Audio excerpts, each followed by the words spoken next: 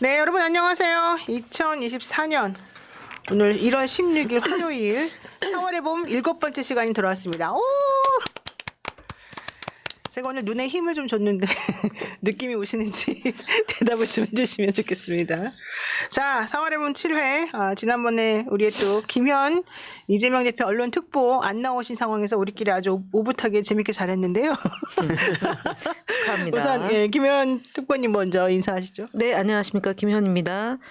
오늘 이래저래 좀 불편한 뉴스가 많은 날이어서 사실은 기분은 썩 좋지는 않으나 최선을 다해보겠습니다. 김현입니다. 좋습니다. 좀 이따가 뭐가 불편한지 구체적으로 집요하게 물어보도록 하겠습니다. 네, 그리고 전현희 위원장님. 네, 안녕하세요. 반갑습니다. 이재명 대표 정치 테러 대책위 위원장을 지금 맡고 있고요.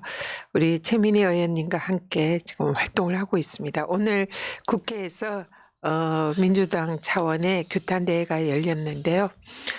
이재명 대표의 이 정치 테러 상황에 대한 엄중함과 그리고 그것을 또 축소 왜곡하려는 그런 정부 측의 태도에 대해서 규탄을 했습니다. 앞으로 더 열심히 하고 이 사건의 진상 규명에 최선을 다하겠습니다. 네, 진짜 비장합니다. 이따가 또 저희가 간단히 여쭤보겠습니다.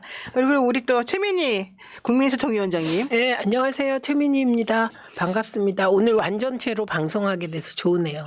그리고 눈에 힘 주셨어요. 그렇죠, 딱 네, 느껴지죠. 네, 느껴졌어요. 네. 저는 예뻐요. 근데 늘 예뻤기 때문에 따로 보탤 말이 없어서 다들 가만히 계실 거예요. 아마. 외면합니다, 저분은. 아닌데. 네, 여러분 어쨌든 눈에 힘준 노영이 잘 기억해 주시고요. 뭐 기분 나빠서 힘줬어요? 아니면 어디 나 다른 요즘- 방송 요즘 출연이에요? 제가 원래 녹내장이 있어요. 제가 여러 번 말씀드렸지만, 근데 녹내장이 이제 있으면 안압을 낮추는 게 핵심이거든요. 근데 저는 정상 안압이어가지고 사실 그 동안에 안압을 낮추는 약을 주셔도 제가 그걸 안 했어요. 그러니까 이렇게 눈에다 넣는 건데. 그런데 그러고 나니까는 이게 좋아지지가 당연히 원래 좋아지지도 않지만 그래서 제가 이제 그걸 안 넣고 있었는데 왜냐하면 눈이 좀 아프거든요. 그 약을 넣으면. 근데 그 약의 부작용을 내가 한번 읽어봤거든요. 그랬더니 거기에 이 약을 오래 사용하면 속눈썹이 길어진다는 거예요. 그게 부작용인 거예요. 그리고 속눈썹이 길어지고 힘이 세지고. 그러면 눈썹에. 눈을 찌르겠네. 그러니까 안으로는 그러겠지만 일단 그거는 차치하고 내가 안 보이니까 모르겠고 그래서 내가 이제 그때부터 열심히 넣어봤어요. 하루에 한 번씩. 그때 진짜 속눈썹이 길어진 거예요. 속눈썹이 길어지려고 약을 넣었다 이 얘기잖아요, 지금. 이거 보세요. 제가 불치병이라고요. 부작용이. 요점은 불치병이라고요. 제가 녹내장이라고 하는. 근데 그 부작용이 있더라. 예, 그래서 제가 그 부작용이 있는 거를 일단 이용해야 되겠다. 좀이라도. 그 눈썹을 좀 길게 해서. 이 눈썹이 그러니까 제 눈썹인 거예요. 가짜 눈썹이 아니라. 예. 오, 진짜 좀 길어요. 길지 않아요? 예, 예. 길어요. 볼 수가 없어. 앞만 보이기 때문에 길이가 안 보여요. 옆으로 돌려줄까 이렇게. 그래서 제가 한번 오늘 분위기 좀 안 좋아서 제가 일부러 좀 우스꽝스러운 소리를 해봤는데요. 노영희 변호사님도 안 좋잖아요, 오늘 기분. 저 기분 왜 제가 안 좋죠? 저는 운세도 좋게 나와서 아, 좋은데요. 그래요? 또 꿨어요? 아니 그거 아니에요. 저 뭐 안 좋은 일이세요 나한테? 아니, 친구가 지금 나쁜 일을 해서 그런데 기분이 어떻게 좋을 수 있어요? 친구 무슨? 일단 물어볼게요. 왜 오늘 왜 이렇게 기분이 안 좋아요? 아니, 현근택 변호사. 현근택은 저희 친구가 아니라 후배입니다. 그렇습니까? 죄송합니다. 예. 저 현근택 변호사 얘기 나왔으니까 현근택 변호사 오늘 결국 불출마 선언했습니다. 근데 저는 그 박영진 전 의원이죠. 전 의원 아니 의원이에요. 박용진. 허위사실 유포. 속마음이 큰일 나와요. 나요. 선거법 위반의 소지가 있습니다. 죄송합니다. 네, 근데 바로 어쨌든 잡았습니다. 성희롱 3인방 하면서 결국 이제 공격을 막 했어요. 현근택, 강의원, 정봉주 이렇게. 결국 현근택 변호사는 못 버티고 불출마 선언을 했는데 이거 어떻게 생각하세요? 그 박용진 의원의 문제제기 때문에 그런 건 아니라고 보여지고요. 그렇죠. 예, 예. 이제 오늘 공관위원장이 엄중하게 대처하라 뭐 이런 거? 중이 아니고 네. 뭐였죠? 뭐 하여간 그 표현이 있었습니다. 그래서 네. 그 얘기도 있었고 그래서 본인이 어쨌든 이재명 대표의 지역구잖아요. 지금 전 지역구 성남시장으로 있었던 지역이고 함께했던 분들이 아마 이재명 대표가 정치를 시작했을 때 같이 했던 분들이 굉장히 옆에서 많이 응원해 준 걸로 알고 있고요. 그리고 이재명 대표가 단식할 때도 동조 단식을 같이 했지 않습니까? 예. 꽤 장시간에 걸쳐서 했고 그다음에 가두 서명전도 했고 그래서 굉장히 열심히 했는데 어쨌든 발언에 실수가 있었고 수습 과정에서 논란이 더 증폭이 되면서 이재명 대표가 내일 업무 복귀를 하는데 그것으로 인해서 논란이 또 발생하는 것이 문제가 될 것 같아서 스스로 선택했다라고 저는 생각을 하는데 박용진 의원이 트로이카라고 얘기하면서 뿐만 아니라 또 도전하고 있는 정치인 2명에 대해서도 아주 거친 표현으로 말을 했는데 그분 정치 시작한 지 제가 알기로는 12년째거든요. 저희가 2012년도에 같이 대변인도 했었고 제가 당 대변인 할 때 원외 대변인인데 혁신과 통합으로 들어왔죠. 저희 당하고 결이 네. 다른 정당이 있었는데 너무 함부로 내과리는 거 아닌가 싶은 생각이 있어서 자중했으면 좋겠어요. 네. 이렇게 총질도 적당히 해야지 그렇게 경계를 흐트러뜨리고 함부로 하는 것은 선거 시기에 매우 위험하다. 네. 그런 생각이 아주 깊이 들었습니다. 그러니까 현재 지금 현근택 의원에 대해서 공관위원장이 단호하고 엄격히 엄격하게 대처하겠다. 이런 표현을 하면서 2시간 반 만에 현근택 부원장이 불출마 선언을 했습니다. 근데 지금 우리 김현 의원님 말씀하신 것처럼 지금 이 상황이 돌아간 거가 조금 사실 저는 이렇게 좀 이상한 부분도 좀 있긴 사실 그러거든요. 우선 저는 현근택 후보가 스스로 사퇴했잖아요. 네. 그 스스로 사퇴한 뜻에 대해서 그건 정말 선당우사의 정신이라고 생각을 그렇죠. 합니다. 왜냐하면 지금 이 상황에서 총선을 앞두고 예비 후보를 스스로 물러난다는 건 본인에게는 굉장히 타격이고 오랫동안 준비를 해온 입장에서 그렇죠. 예, 이건 앞으로 정치 행보에도 안 좋은 영향을 줄 거기 때문에 그런 결정을 한 건데 현변이 그 결정을 한 그 정신은 내일 당무 복귀하는 이재명 대표에게 부담을 주고 싶지 않고 그래서 본인이 결단한 거라 그 부분은 정말 높이 평가합니다. 그리고 그 외에 이건 너무 친명 후보들에 대해서 너무 가혹한 거 아니야? 이런 생각이 들 수 있을 것 같아요. 네. 예, 근데 저도 그런 생각을 일부 하고 있습니다. 근데 지금은 그렇게 해서 우리 내부에 갈등이 일어나는 것이 칼침 맞고 당무에 복귀한 이재명 대표에게 부담을 주는 게 되기 때문에 전부 다 제가 보기에는 자제하고 참고 계신 것 같아요. 그리고 그 마음은 현근택 후보 마음도 다 그렇지 않겠어요. 본인이 속으로 한편 내가 왜 그날 그 자리에 갔을까부터 시작해서 왜 나에게만 이렇게 엄격한가부터 많은 생각이 들지 않겠습니까? 근데 최종적으로는 당을 위하여 이재명 대표와 총선 승리하기 위하여 자신이 걸림돌이 되지 않기 위하여 결단한 거죠. 그래서 현변의 그런 결단을 잊지 않겠습니다. 네, 사실 여기서 핵심은 현근택 변호사는 사실 본인이 그런 발언한 거를 제대로 기억을 못 합니다.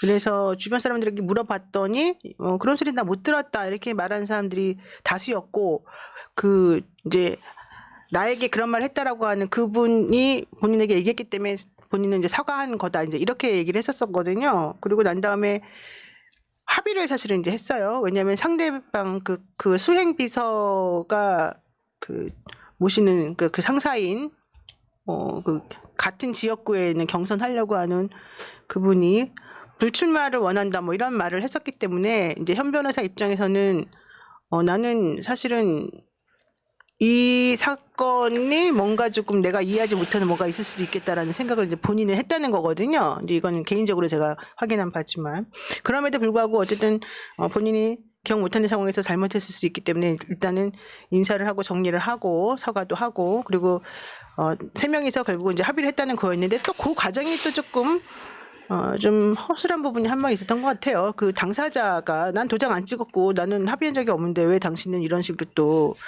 언프를 하느냐 이제 이런 얘기를 했었거든요. 그래서 이게 조금 더 이상해지긴 했던 것 같거든요. 어떻게 보십니까? 일단 국민들과 당원들의 지지를 많이 받았던 현근택 변호사가 또 이번 총선에서 그 꿈을 이렇게 포기한 게 굉장히 안타깝고 또 마음이 좀 안 좋습니다. 근데 우리 노영희 변호사님 말씀하셨다시피 이 사건이 제대로 진상이 규명되지는 않은 사안인 것 같아요. 아직 그게 실제로 어떤 일이 있었는지. 근데 좀 이 언론에 나타난 상황이랑 좀 일방적인 이제 한쪽의 주장 그리고 그에 반해서 이제 뭐 현근택 변호사의 그 주장에 대한 진위 이런 게 제대로 밝혀지지 않은 상황에서 이렇게 일종의 그 일방적인 그런 결정이 이제 당에서 내려지지 않았지만 그것을 예고하는 그런 상황에서 그만둔 것 같은데 마음이 굉장히 좀 아프고 저도 그리고 현근택 변호사가 그런 선당우사에 자기 자신을 희생하는 그런 결단을 한 것 같아서 한편으로는 고맙기도 하고 그래서 이 부분에 대해서는 좀 앞으로 진상이 좀 잘 밝혀져서 현근택 변호사가 그런 힘든 상을 벗어났으면 좋겠다 그런 마음이 듭니다. 일단은 당에선 되게 단호하게 한 것 같습니다. 이제 사실관계는 확인을 해보겠지만 일단 당장 당에 좀 부담이 되는 상황이기 때문에 공관위원장이 예비 후보에게 이런 식으로 엄격하고 단호하게 대처한다고 하면서 결과적으로는 불출마까지 이제 이 결과가 나오게 한 것에 대해서는 사실은 이례적이다 이런 표현들도 좀 있거든요. 평가들도. 어떤 분이 댓글에 그렇게 써주셨어요. 왜 민주당은 맨날 선당우사 하는 사람들만 피해를 보나요? 뭐 이런 얘기를 써주셨는데 사실은 뭐 그게 사실인지 아닌지 밝혀지지 않은 상황이기 때문에 또 그 댓글이 꼭 맞다고는 볼 수 없지만 이제 하고 싶은 말은 안타깝다 뭐 이제 이런 표현이 아니었을까 생각이 듭니다. 오히려 지금 이제 이런 문제는 지적할 수 있을 것 같아요. 이제 선거를 앞두면 각 당이 공천을 하잖아요. 근데 이 공천이라는 게 당에서 추천하는 것이잖아요. 이 추천을 받고 안 받고가 당락에 결정적으로 영향을 끼치다 보니 한마디로 얘기하면 당내 권력 투쟁이 격화됩니다. 네. 그리고 이건 자연스러운 현상인데 이 권력 투쟁이 격화되는 것에 대한 태도가 차이가 있는 것 같아요. 네. 저는 예를 들면 그 금천구가 있습니다. 거기는 지금 최기상 의원이 현역 의원이세요. 그렇죠. 그분은 친명이세요.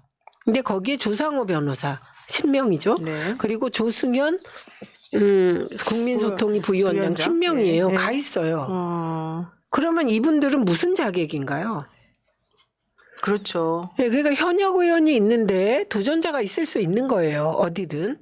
그런데 이런 지역구는 언론에서 한 번도 얘기를 하는 것도 못 봤어요. 그렇죠. 친명 의원에 친명 둘이 가서 겨룬다. 있을 수 있는 원래 일이. 친명 자객 이런 얘기 계속 나왔었었는데. 네, 그러니까 친명에게 친명 자객이 간 건가요? 이거는? 그러니까 예를 들면 그렇다면 언론이 계속 친명 자객 운운한다면 그러면 비명 의원이 현역인 지역구엔 아무도 가면 안 되나요? 그렇죠. 저는 이게 이해가 안 가더라고요. 그러니까 민주당은 현역이 많잖아요. 지역구에. 그러니까 현역 의원 지역구에 원외가 가서 도전장을 낼 수가 있는 거죠. 그러면 예를 들면 조홍천, 이원욱, 그다음에 김종민 의원, 윤영찬 의원 지역구엔 아무도 도전장을 내면 안 되나요? 그 지역구에만 가면 이게 친명 자객 공천인가요? 이런 식의 잘못된 프레임 이 부분은 꼭 지적을 해야죠. 그거는 누가 만든 프레임이에요? 그거는 본인들과 언론이 만들어준 프레임이죠. 그런데 이런 프레임 이전에 네. 그분들이 다시 생각해야 되는 것은 아무리 새정치로 포장하고 제3 세력 어쩌고 해도 그 본질은 권력 투쟁의 결과로 나가신 거예요. 네. 그러면 그분들이 과거에 당에 몸담고 있을 때 여야의 진영 대결은 없었냐? 네. 이 대결은 제가 보기엔 딱 한때만 없었던 것 같아요.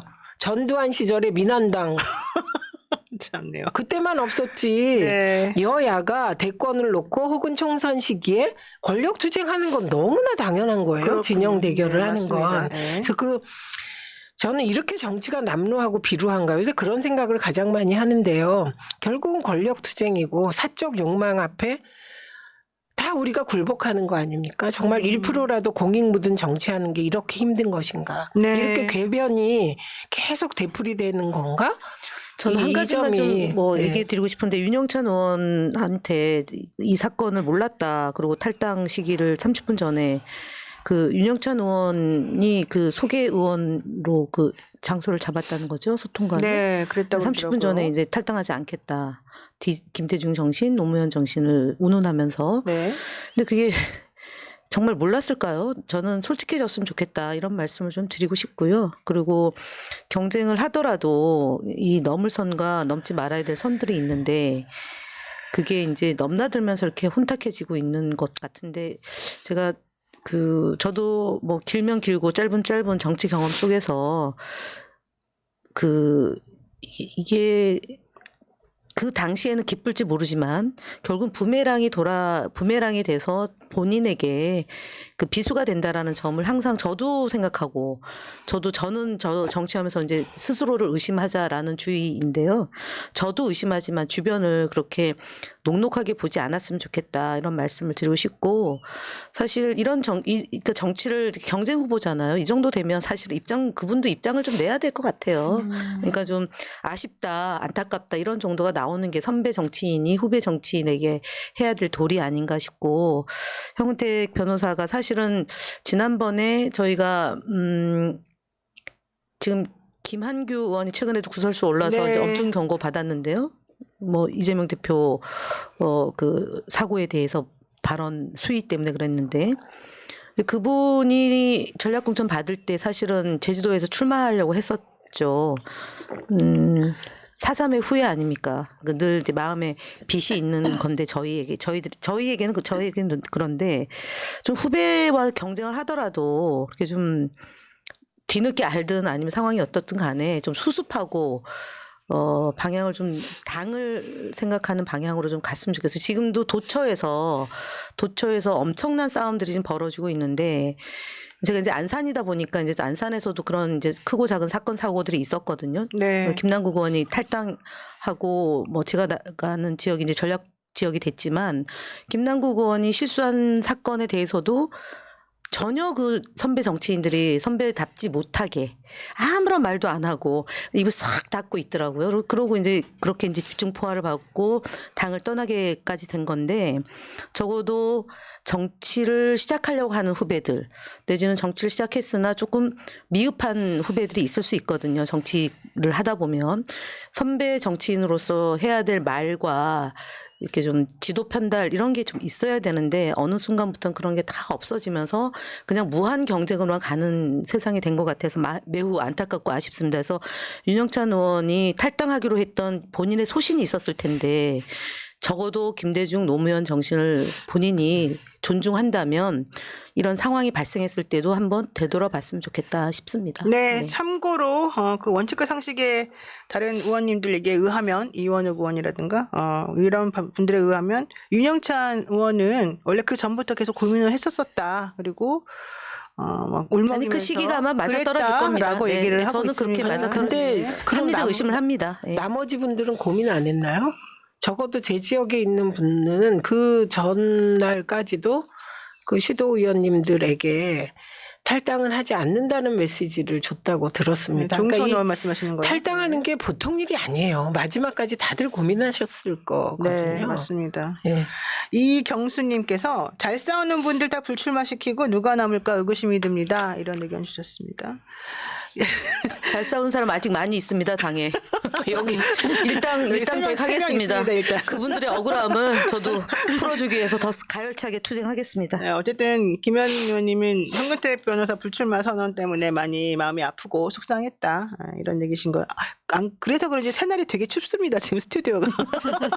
안 추우세요? 썰렁합니까? 되게 썰렁해요. 이거를 그래서 덮었습니다. 그러니까 잘하셨어요. 저도 드릴까요 옷? 아닙니다. 색깔 비슷한 게 있는데. 세 분 약하신 분이 그냥 다 저는 그냥 알아서 잘 아니 아까 살겠습니다. 녹내장 뭐 어쩌고 하지 않았어요? 눈이. 녹내장은 추위에는 상관이 없는 겁니다. 녹내장은 눈에 시신경이 죽어가는 거기 때문에 좀 죽어가고 있죠. 예.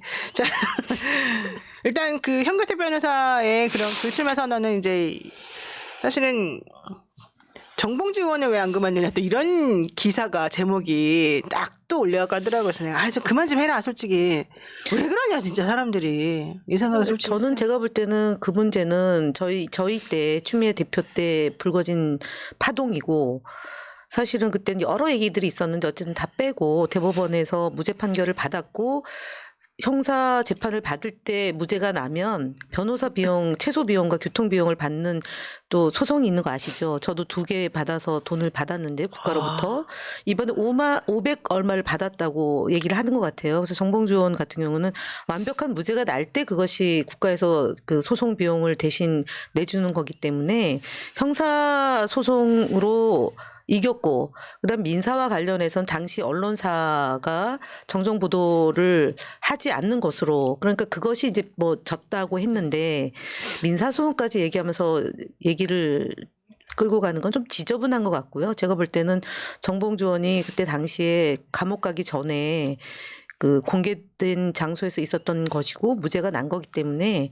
그 건을 가지고 언론에서 일단은 논란을 삼을 경우에는 제가 볼 때는 선거 보도와 관련해서 객관적이고 공정하게 보도를 하지 않으면 선거법 위반으로 그 해당 언론사와 해당 기자가 문제가 될 소지가 매우 높기 때문에 공정하게 보도를 해줄 것을 아울러 당부를 드리고 싶어요. 그리고 네. 발언도 마찬가지입니다. 지금 박용진 의원과 정봉주 전 의원 간의 논쟁 아닌 논쟁이 있고 또 그 출연했던 언론사에게도 정봉주 의원이 얘기를 점잖게 한 것 같으니까 이 부분에 대해서도 사실은 대응을 안 하면 언론사와 나 해당 언론인과 대응을 안 하면 그냥 그것이 굳어지기 때문에 지금 시기는 당하는 분들은 즉각 대응해서 바로잡을 필요가 있겠는데 정봉주 의원은 아마 그렇게 하고 있는 것으로 알고 있습니다. 네, 강 의원 그 정무특보죠. 강 의원 정무특보도 민주당 공직선거 후보자 검증위원회 후보 검증 신청을 처리한다고 어제 공식적으로 밝혔는데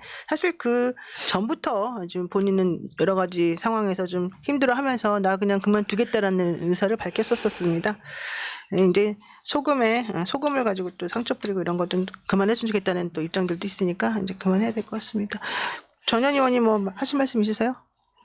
네, 정봉주 의원이나 강의한 의원 위원님 또 현근택 변호사 세 분 다 정말 잘 싸우고 또 훌륭하신 분들인데 이런 안타까운 네. 상황이라 힘내시라고 좀 말씀드리고 싶고요.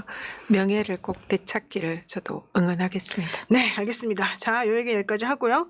자, 이 얘기 해보겠습니다. 지금 전현희 의원님께서는 이재명 대표 이 테러 진상규명위원회 위원장이시잖아요. 네. 지금 현재 민주당에서 어떻게 돼가고 있습니다. 요 얘기 이제 간단히 정리하는 차원에서 좀 해보겠습니다. 네, 지금 이제 이 사건에 대해서 이 2가지 축으로 대책위가 지금 집중을 하고 있는데요. 네. 하나는 이 사건의 진상 규명, 그리고 또 하나는 정부 당국에 의한 이 사건의 축소 왜곡, 그리고 또 하나 또 중요한 축은 우리 최민희 의원님께서 담당하시는 가짜 뉴스 대책, 이렇게 이제 3가지 축으로 지금 진행이 되고 있다고 보시면 되고요. 네. 사건의 진상 규명 관해서는 지금 많은 언론이 지적이 됐고 또 저희들도 많은 지적을 했습니다. 단독 범행이다는 이 수사 당국의 발표, 이거는 좀 믿지 못할 그런 내용이 아니냐. 공범을 암시하는 많은 단서들이 있는데 제대로 수사하지 않은 거 아니냐. 또 배후가 있는 거 아니냐. 이런 많은 의구심이 제기가 되는데 이번 수사 결과는 그런 것에 미치지 못하는 굉장히 축소하려는 의도가 네. 너무나 보이는 그런 부실 수사, 왜곡 수사고 저희들은 실패한 수사로 간주를 했고 전면 재수사를 지금 요구를 하고 있습니다. 그리고 또 하나 중요한 것은 이 정부 당국의 이 사건에 대한 축소 의도 그리고 그런 여러 가지 행태, 대표적인 게 국무총리실 산하 대테러 상황실의 문자, 네. 이 부분을 지적을 하는데요. 지금 화면에 뜬 게 사건 당시에 최초로 소방 당국에서 현재 때 테러 상황에 대해서 이제 보고를 한 소방 일보입니다. 네. 여기에 보면 그냥 이재명 대표가 1.5cm 열상 이렇게 이제 피섭 상태, 네. 그거를 테러의 정도를 그렇게 이제 규정을 적시를 하고 보고를 했습니다. 실제의 상황은 사실 저보다 더 심각했죠.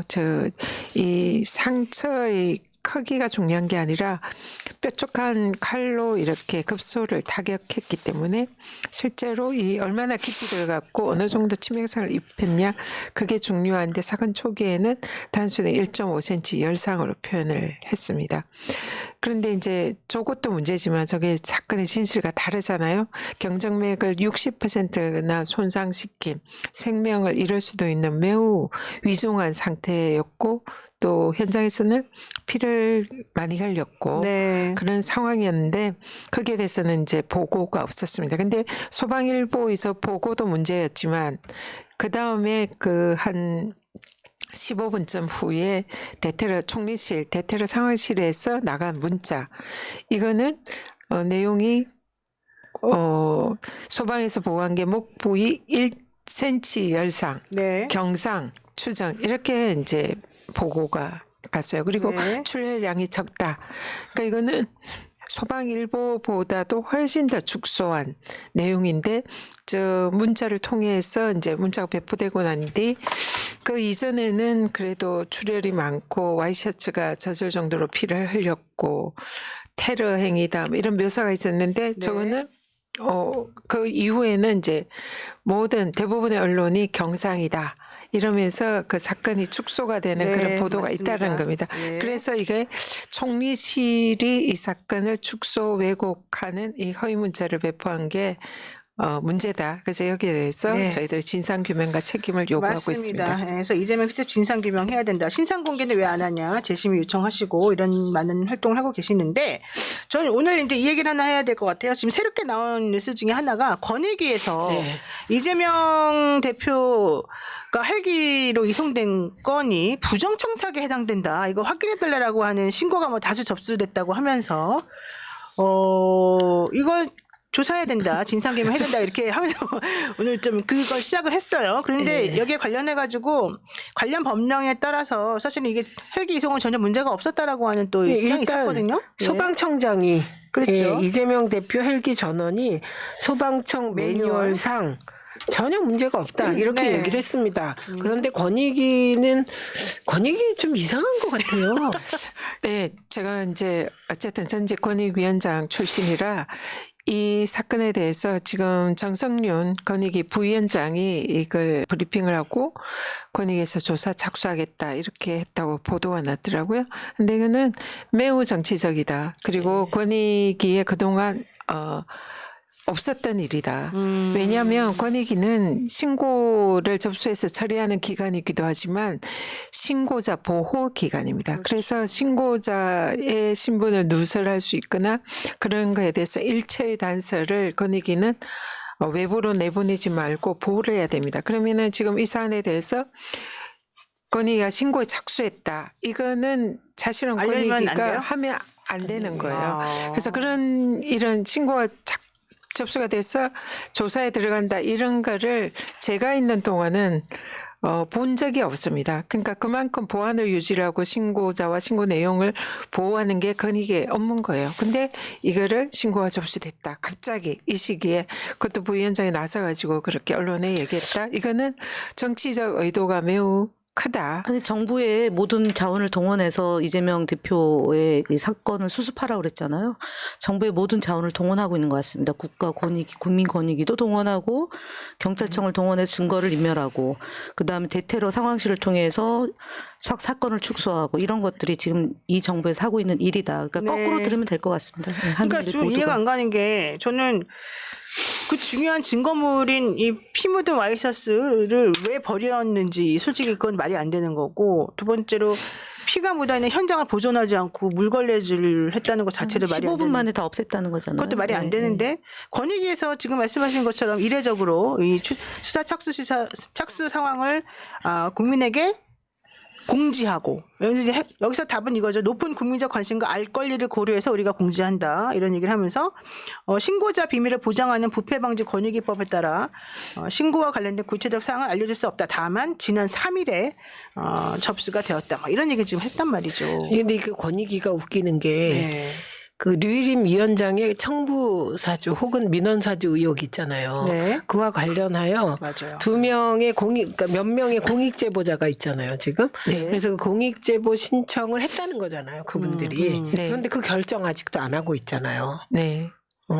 그 부분도 문제가 있는 게 일단 유희림 방심위원장이 그 내부의 공익 제보자를 색출하고 네. 형사 고발하고 징계 요청하는 이 행위도 그는 권익위의 공익신고자보호법 위반입니다. 위반이죠. 네. 그리고 맞습니다. 또 공익신고자보호법에 따르면 그 공익신고한 내용이 업무상 비밀이 포함되어 있다고 하더라도 그는 업무상 비밀 너무 진지하게 지금 누설로 이 정부를 믿으면서 얘기하는 것 같아. 아니요 믿는 게 아니라 잘못했다는 근데 거예요. 잘못된 것도 너무 진지하게 얘기하는 것 같다고.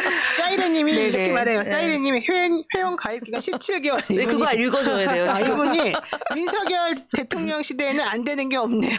이런데도 민주당은 내부 총질러들이나 살아남고 자꾸 힘이 빠집니다. 이런 얘기 했었는데. 네, 그게 정말 중요한 것 같습니다. 지금 이 시기에는 민주당 위기거든요. 대표가 이렇게 정치 테러를 당해서 생명이 잃을 수도 있는 이런 위기 상황에서 사실은 내부 총질은 정말 지금은 삼가고 똘똘 뭉쳐야 되는 그런 시기라고 보거든요. 네. 그래서 그 부분이 진짜 저도 매우 좀 안타깝고 좀 우리 더 지금 단합해서 공통의 우리의 외부에 대해서 함께 싸워 나갔으면 좋겠다. 그런 생각이 이경주님이 듭니다. 말씀하십니다. 전현희 위원장님을 비롯해서 대테러 대책위원회 위원님, 위원장님 회의도 좋고 기자회견도 다 좋은데요. 할 수 있는 일부터 하나씩 법적으로 좀 대응해 주세요. 그래야 당원들이 효용성을 느낍니다. 이렇게 얘기했는데 하고 계신 거 아닌가요? 예, 일단 이제 제가 그냥 들어간 게 아니고 국민소통위원장 자격으로 들어갔고요.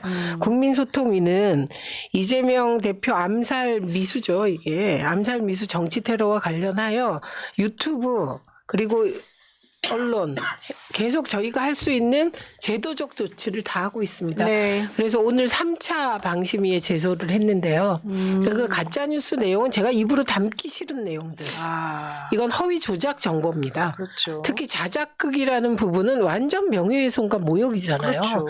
예, 그래서 이런 것들은 지금 법적 제재를 당에 요청해 놓은 상태입니다.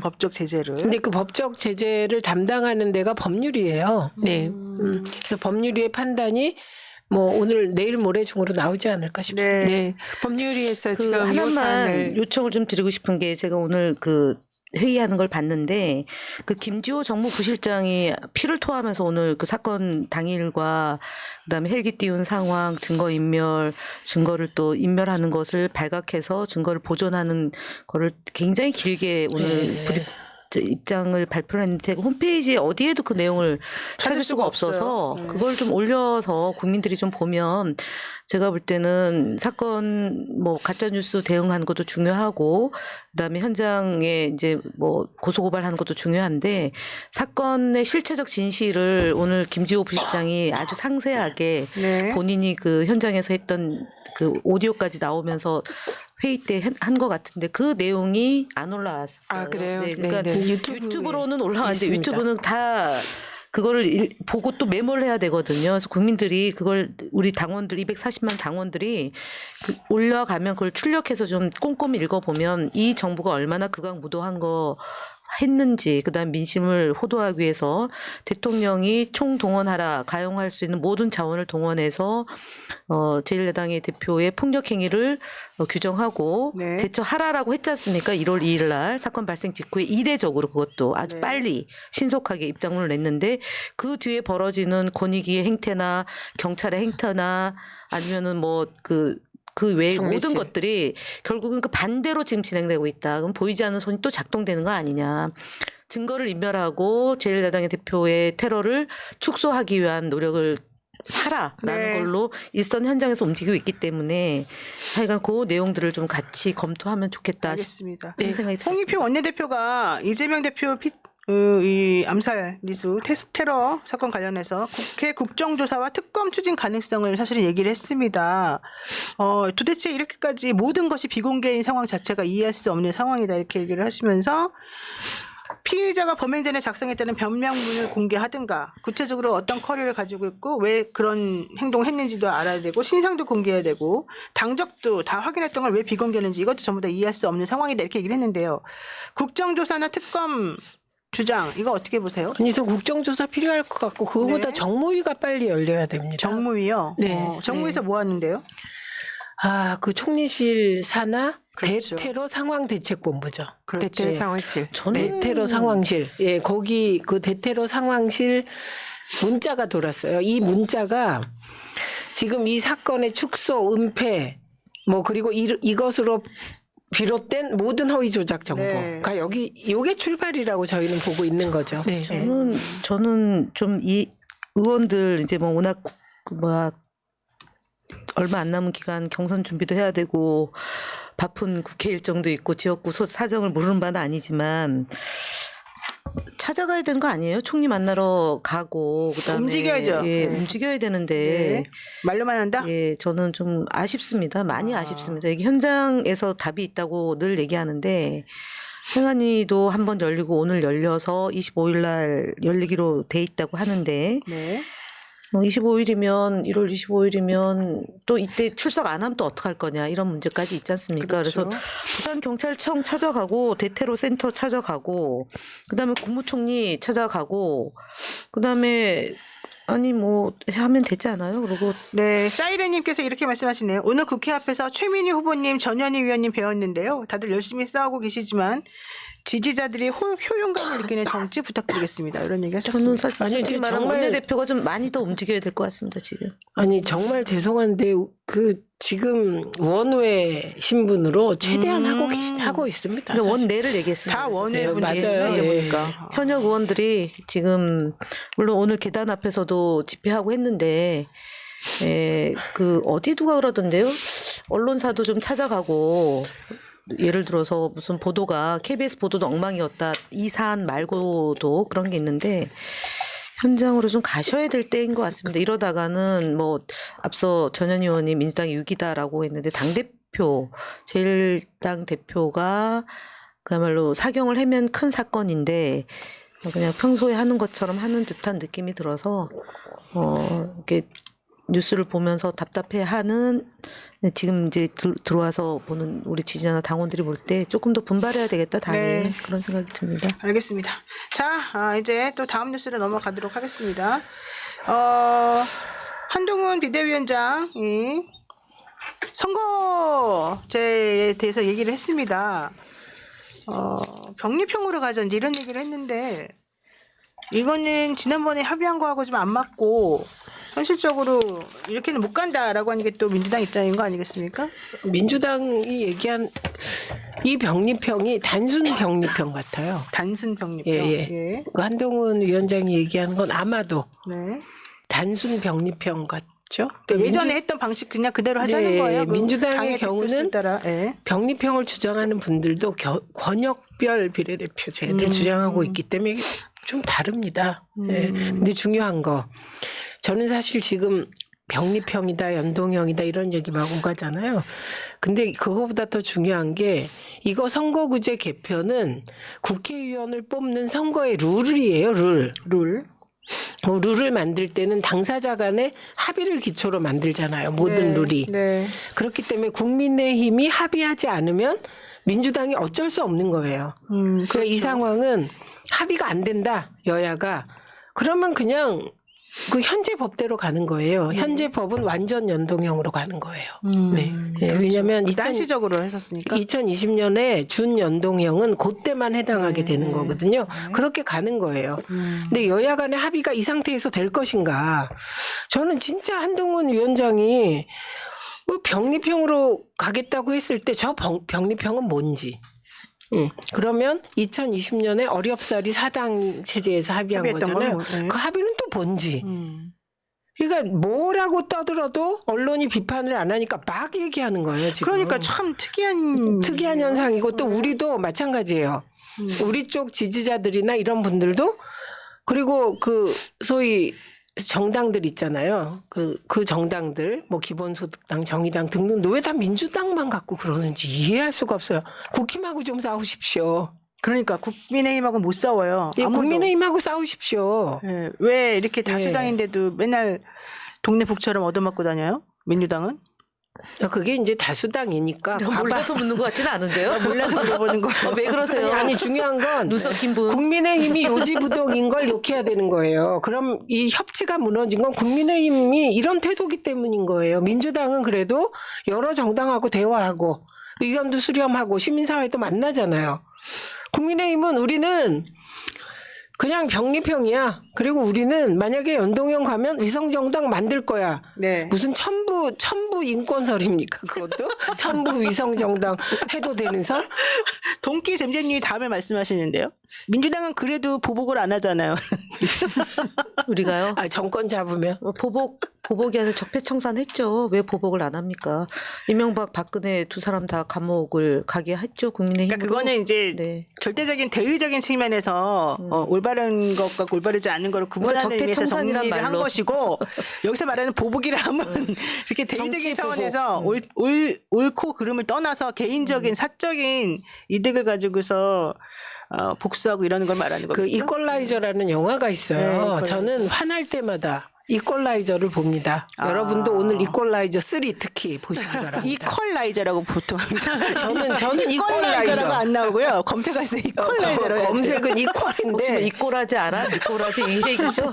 네 맞아요. 이퀄라이저가 뭔데요? 이퀄라이저 진짜 간단하게. 재밌어요. 그러니까 뭐 왜 화가 날 때 그걸 보면 뭐가 어떻게 좋아요? 이퀄라이저가 정의로운 주인공이 그것도 제가 최애하는 덴젤 워싱턴이 주인공이에요. 그런데 그 사람 악의 잘생겼죠. 무리를 네, 악의 악의 무리를. 방식을 그대로 차용해서 그거보다 더 진화시켜서 오. 악의 무리를 섬멸해 버립니다. 야 너무 시원하다. 우리 그거 꼭 봐야 저기요, 되겠다. 단체 가려면 되겠다. 빠지지 마시고. 오늘 권칠승 수석 대변인이 국민의힘에서 비례대표제와 관련한 의견이 이번이 처음이다. 이제 공식 입장을 냈으니까 공식적인 선거제와 관련한 협상이 시행될 것이다. 그러니까 한동훈 비대위원장을 뭐라 그럴 건 아닌 것 같고요. 네. 이제 그 선거구제 중에 비례대표 관련해서 입장을 냈으니까 네. 협상하고 협상이 안 되면은 뭐 시간 끌면 이게 뭐 마냥 끌 수 있는 건 아니잖아요. 이제 선거구제 또 개편해야 그러니까 선거법 협상이 이제 선거구제 개편 문제도 관련돼 있기 때문에 이걸 빨리 해야지 그다음 이제 그 지역구 개편 문제가 논의가 되잖아요. 그리고 후보 등록은 정해져 있기 때문에 뭐 2월 말 뭐 3월 말까지 가면 4월 총선을 못 하잖아요. 네. 결국은 아무리 늦어도 2월 한 20일까지는 다 결정이 나야 되기 때문에 결국은 한동훈 비대위원장이 자승자박한 꼴이 됐다. 예. 이 정치 경험이 부재한 사람이 그 덫에 걸렸다. 이렇게 저는 봅니다. 근데 자승자박 관련해서 한동훈 비대위원장이 오늘 또 그런 얘기를 했어요. 당에서 기책 사유가 있을 때는 후보를 내지 않겠다. 맞아요. 네. 근데 이제 지난 강서구청장 선거에서 국힘에서 그걸 어기고 그 김태호를 다시 이제 구청장 후보로 냈잖아요. 근데 거기에 대해서 이제 국민들이 심판을 한 거고. 근데 자승자박이라고 하는 게 이번에 그 강남에서 국민들께서 잘 모르시는 일인데 구의원이 한 명이 사퇴를 했습니다.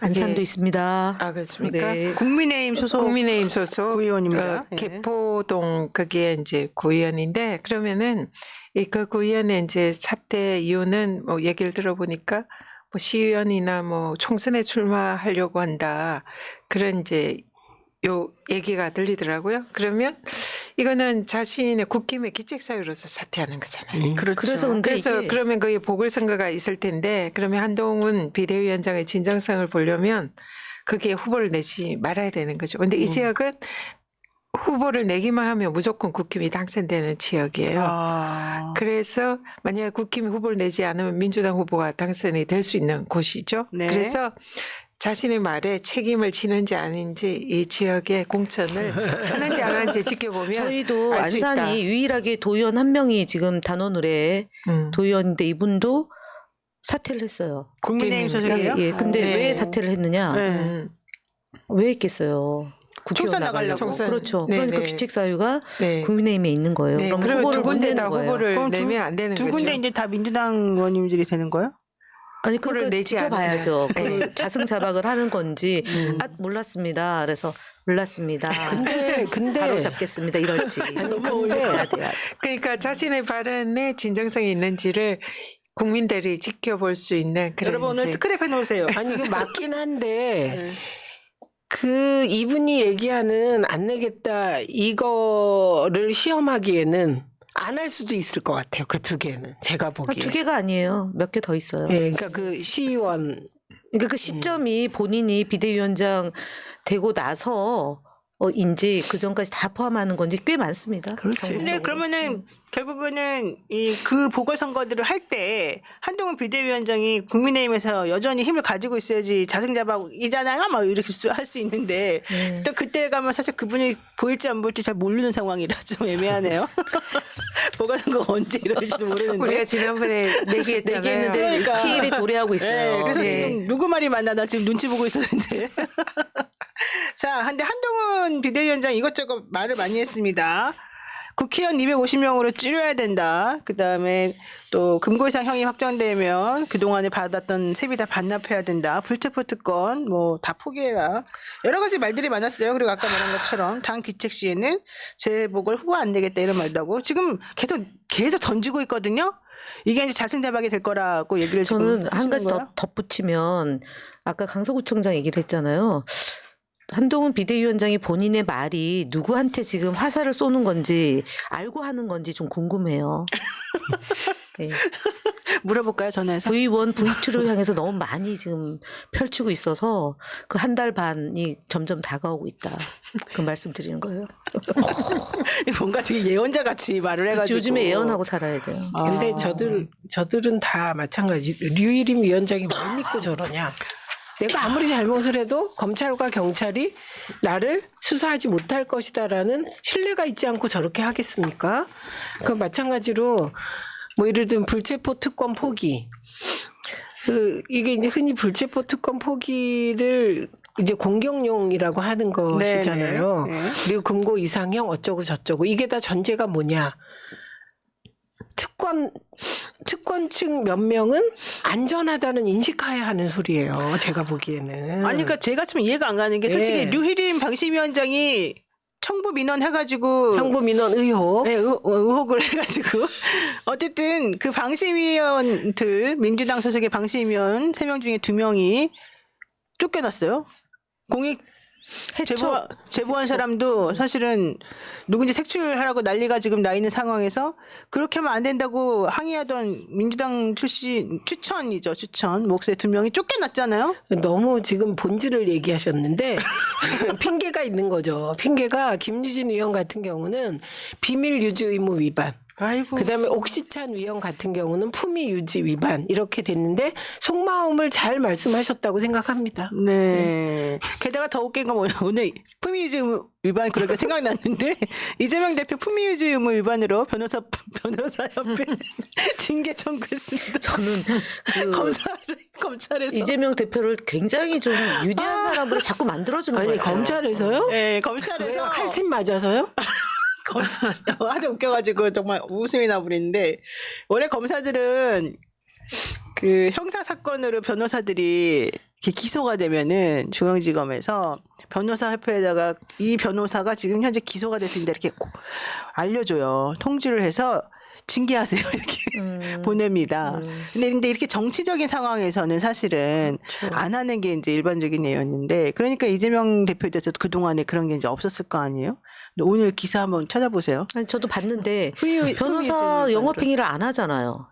그러면 그래도 징계를 품위 유지 합니다. 의무 그러면은 위반이라는. 예를 들어 이종걸 변호사도 그런 품위 유지 위반으로 그걸 했는지 따져봐야 될 문제죠. 그 의원들 중에 변호사였다가 기소돼서 재판받은 분이 한둘이 아니거든요. 그럼 네. 그런 분들 다 품위 위주로 다 징계를 받았나요? 왜 이재명 대표만 그렇게 띄워지는지 모르겠어요. 띄워줘요. 모든 공권력을 다 동원해서 네. 대통령 될 결심을 만들어주고 있는 것 같아요. 지금. 윤석열 대통령이. 설사가 만들어지고 있는 것 같습니다. 저는 한동훈 네. 비대위원장도 자기가 모르게 이재명 대표를 너무 미워하고 너무 그 반대만 하다 보면 닮는다는 얘기가 있잖아요. 욕하다 닮는다. 그래서 한동훈 비대위원장 윤석열 대통령이 이재명 대통령을 너무 욕을 하다가 비판하다가 기소하다가 점점 만들어주고 있는 게 두 분이 엑스맨 역할을 하고 있는 근데 거다. 닮는다는 빼주세요. 욕하다가 닮는다고요. 예, 근데 어떻게 닮을 수가 아니 있습니까? 그러니까 솔직한 행위들을 인간의 하잖아요. 본질이 다른데. 솔직한 행위를 한다 이거죠. 한동훈 비대위원장이 나도 모르게 하지 않아야 될 일들이 있고 경계가 있잖아요. 그만해야 될 일들이 있거든요. 환자에게 막 그 헬기 띄웠다고 잘못했다 막 경찰 시켜서 권익위 시켜서 이런 얘기는 사실 안 하는 거잖아요. 금도. 네, 자 다시 정리해드리겠습니다. 뭔가 얘기하려고 저도 한마디 할까요? 하세요. 한동훈 비대위원장이 그 뭐 세비 반환, 불체포 특권 이런 얘기를 했는데 그 얘기를 해주고 싶어요. 한동훈 그 법무부 장관 시절 검찰과 그 법무부의 특활비 그 휘발유 영수증 비번 안 네, 깐 거. 그런 특권 내려놓고 특활비 그렇게 뭐 없애거나 대폭 감소하고 그런 것부터 실천을 하시고 앞장서시면 진정성을 인정해주겠다. 네, 근데 예. 어쨌든 한동훈 위원장의 모든 발언은 사실은 다 이재명 대표를 향한 거다. 저는 닮는다고요. 불체포 특권도 세비 반납도 다 이재명 대표를 향한 거다. 어쨌든 대장동 개발 특혜 의혹 등을 수사하고 있는 검찰이 대한변호사협회에 이재명 더불어민주당 대표에 대한 징계를 요청했습니다. 서울중앙지검은 대장동 미래 신도시 성남 FC 의혹 사건 피고인으로 재판받는 이 대표가 품위유지 의무를 위반했다고 보고 징계 개시를 변협에 신청했다고 오늘 밝혔습니다. 15일 날 밝혔습니다. 이 규정에 따르면 검사장은 중앙지방검찰청, 지방검찰청 검사장은 변호사에게 징계 사유가 있는 것을 발견할 때는 징계 개시 신청을 해야 되고 특히 이재명 변호사처럼 휴업을 하고 있다 하더라도 징계 절차에 변호사 휴업 여부는 고려되지 않는다라고 얘기를 했습니다. 그럼 다른 사람들은요. 저기요. 다만 노중희 변호사님. 다만 다른 의원들은 어떡합니까? 다만 무죄 지정 원칙에 따라 법원 판결이 확정되기 전까지 징계위원회 사건 심의는 중지돼요. 보통 우리가 중지해요. 그래서 옛날에 대한변협에 있을 때, 코미디야, 진짜, 대한변협에 있을 때 저희가 일주일에 한 번씩 회의하면서 이거 중지시키고 막 그랬어요. 이 중재. 그런데 여러분 이 대목에서 우리가 생각해야 될 거. 왜 이렇게까지 했을까? 왜 검찰이 이 시점에서 이렇게까지 이거 했을까? 요즘에 그런 유언비어가 떠돌아서 그래요. 그 유언비어가 뭔지 아세요?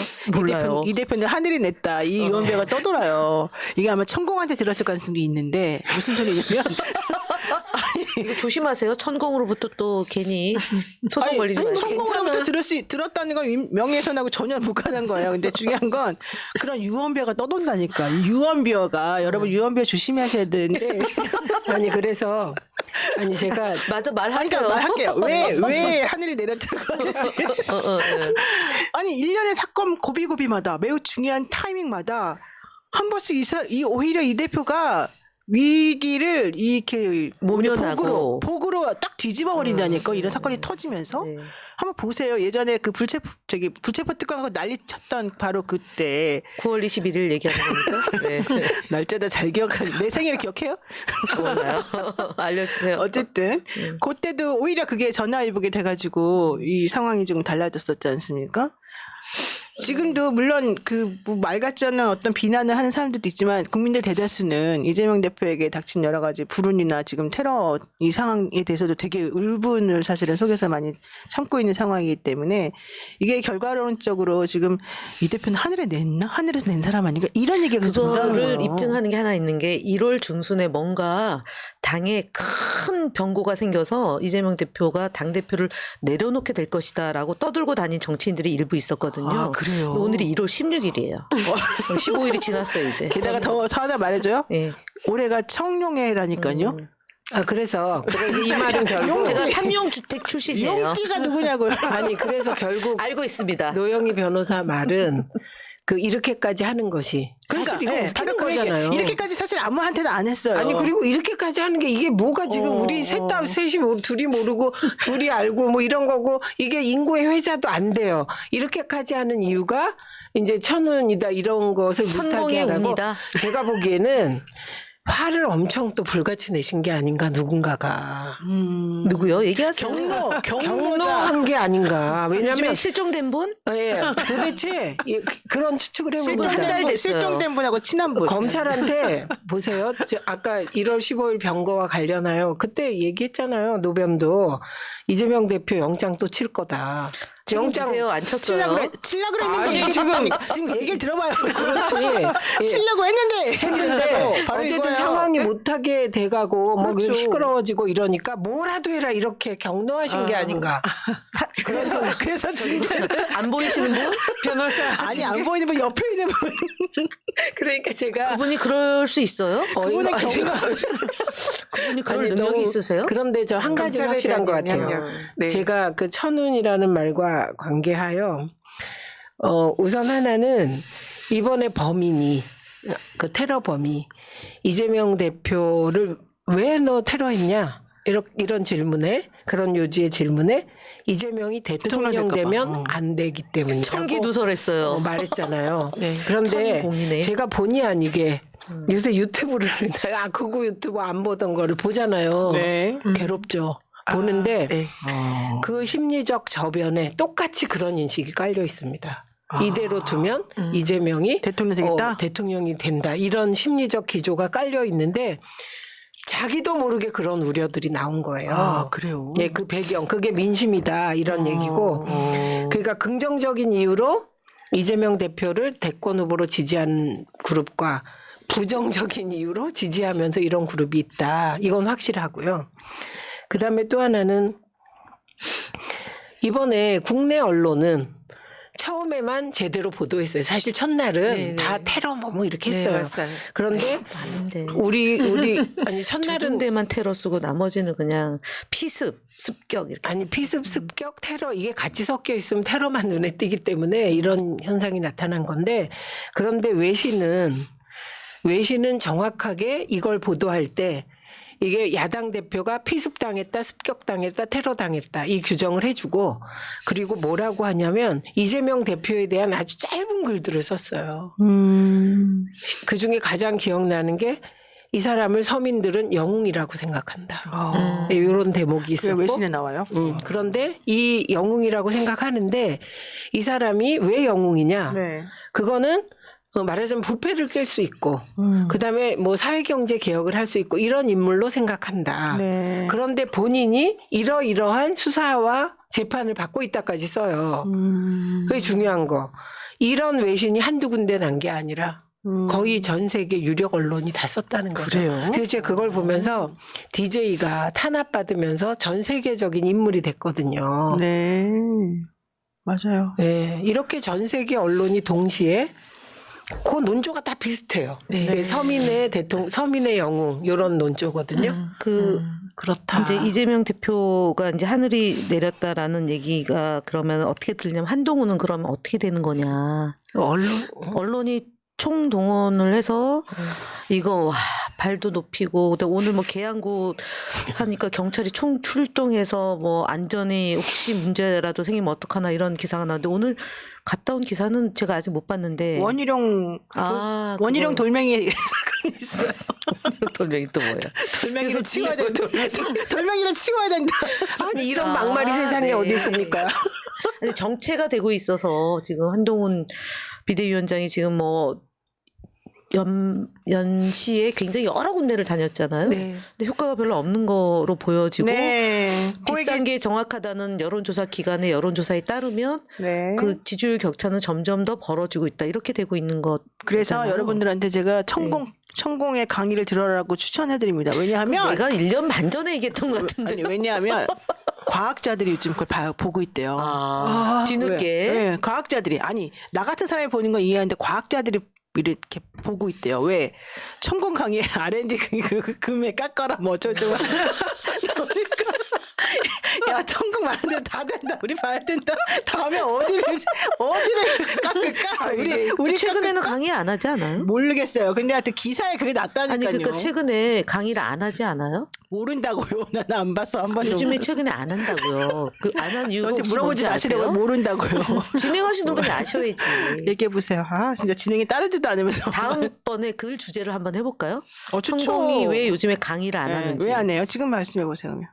아이 그럼 다음 주에 얘기해야죠. 이제 끝날 시간 다 됐어요.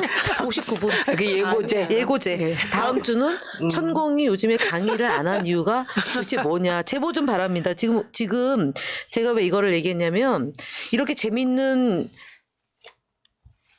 프로그램이 지금 현재 실시간에 들어온 분이 3,700명이에요.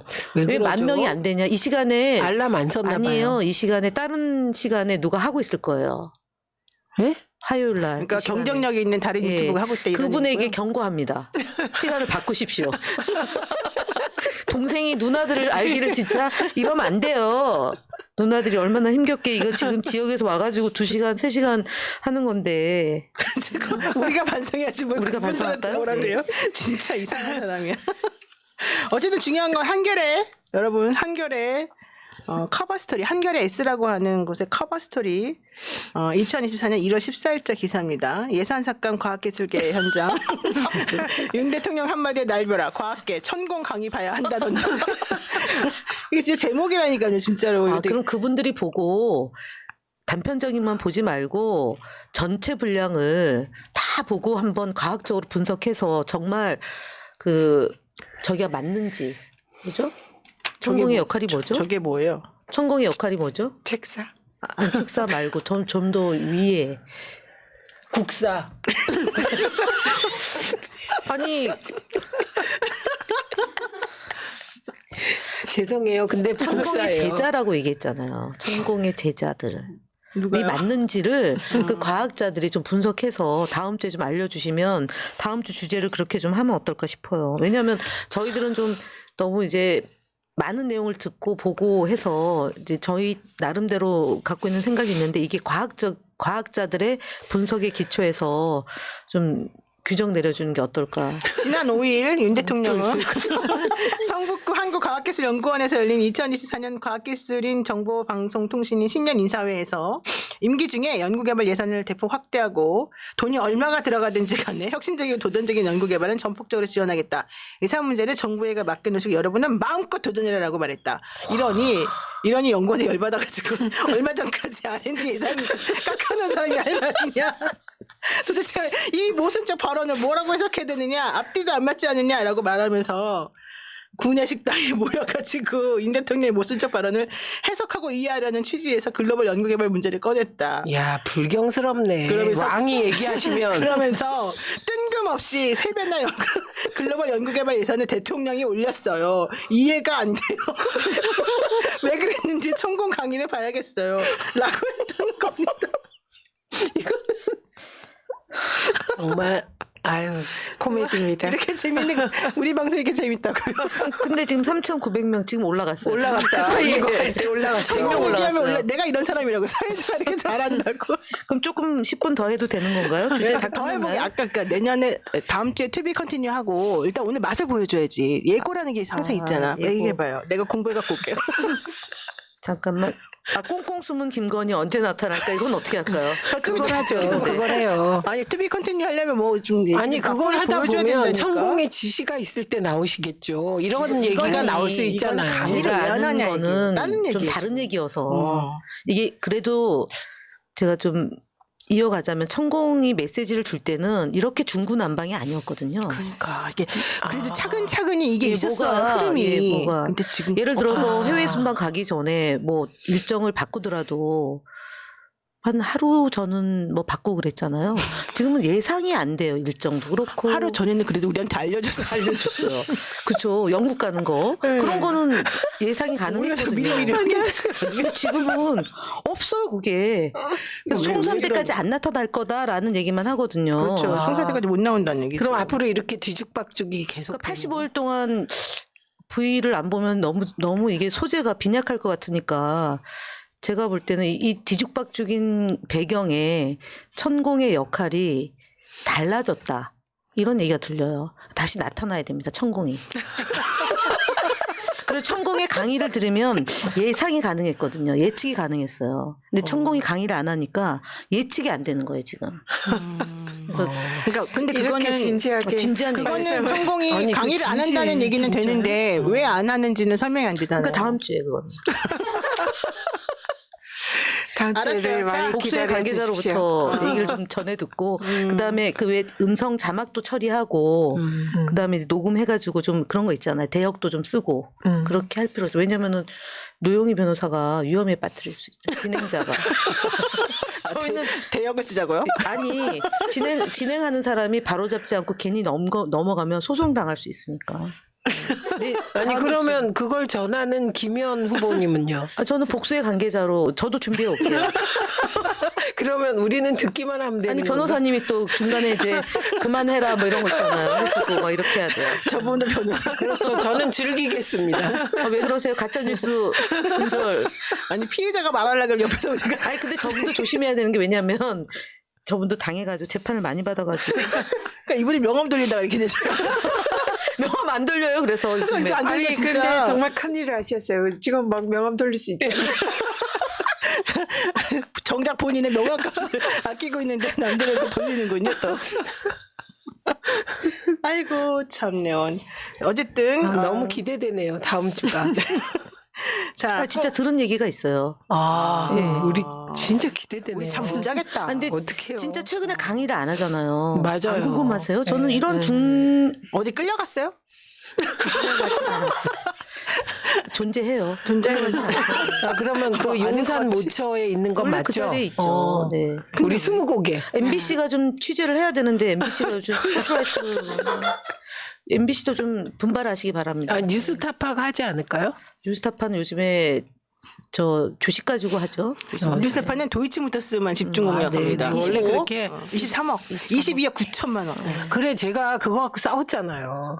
내가 22억 얼마다 그랬는데 다 23억이라고 하더라고. 결국 제가 맞았잖아요. 22억 9천. 아니 저는요 진짜 웃긴 게 전 23억이라고 22억 9천이면 23억이거든요. 그렇죠. 근데 다 막 22억이라고 쓰는 거예요 사람들이. 그렇지. 그래서 내가 아니 왜 9천이나 9천이나 많으면 반올림만 해도 23억인데 왜 이렇게 축소시키느냐. 다 이유가 있죠 사실은. 229가 뭐가 있는 거 아니에요? 또 숫자가? 23보다 229 네, 뭐. 이제 끝날 때 됐습니다. 네. 구미호잖아요. 네. 구미호네. 구미호가 세로잖아요. 술. 소주가 세로잖아요. 그게 구미호예요?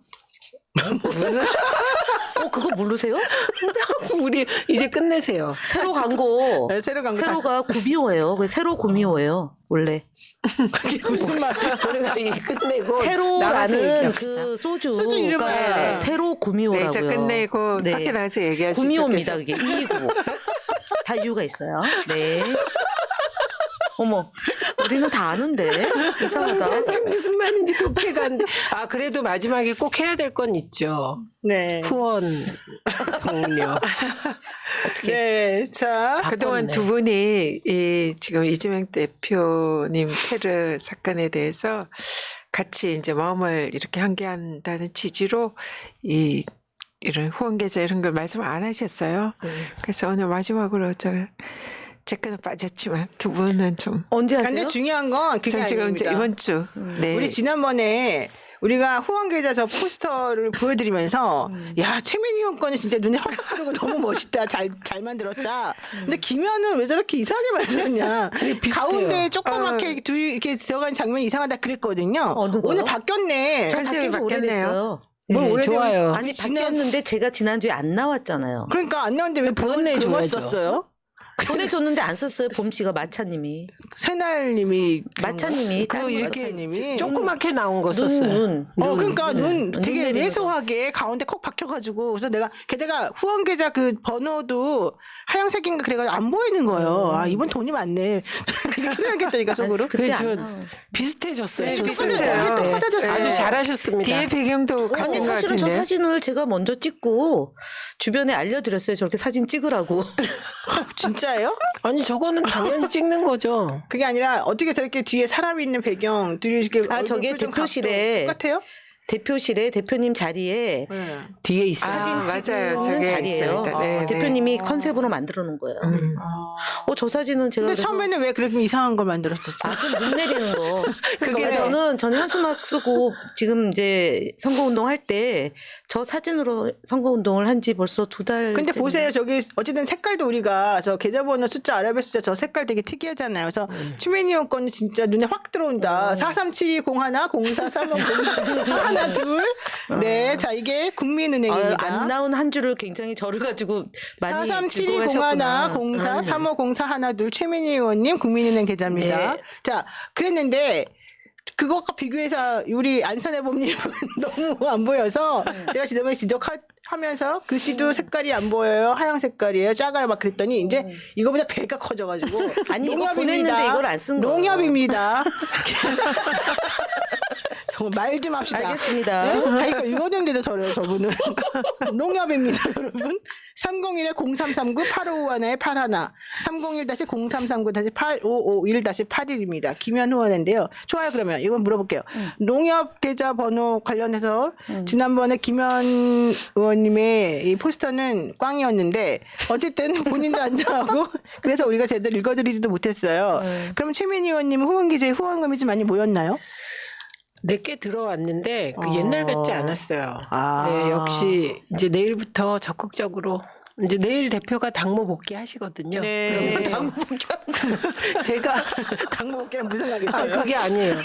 대표가 당무 복귀를 안 한 상태에서 그 아직도 몸이 좀 불편하다고 추측할 수 있는 상태에서 후원금을 막 모집하는 게 좀 저는 어쨌든 좀 안 맞는 것 같았습니다. 그래서 내일은 이제 제 SNS를 통해서 일제히 해보려고요. 네.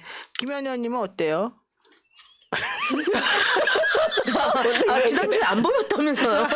아니, 지난주 번호가 안 보였다면서요. 나는 그게 궁금한 거지. 왜 마차님 보내준 거는 안 쓰고 그랬을까? 끊어야 돼. 마차님 우리 또 오래된 관계인데. 어머. 계속 마차님. 더 이상하잖아. 아니 오늘 오래된 관계. 이제 끝내주세요. 끝낼게요. 우리 모두 인사합시다. 네. 고맙습니다. 네, 다음 주에 뵙겠습니다. 천공과 그의 뒷얘기. To be continue. 네. 민주주의 평화 통일 다 죽어간다 이대로는 놔둘 수 없다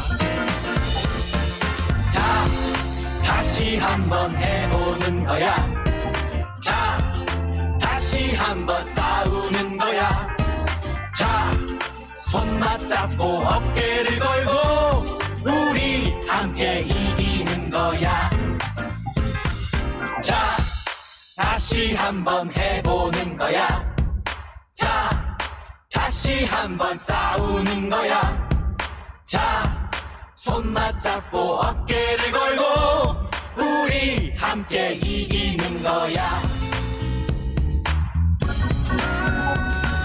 자 다시 한번 해보는 거야 자 다시 한번 싸우는 거야 자 손 맞잡고 어깨를 걸고 우리 함께 이기는 거야 자 다시 한번 해보는 거야 자 다시 한번 싸우는 거야 자 손 맞잡고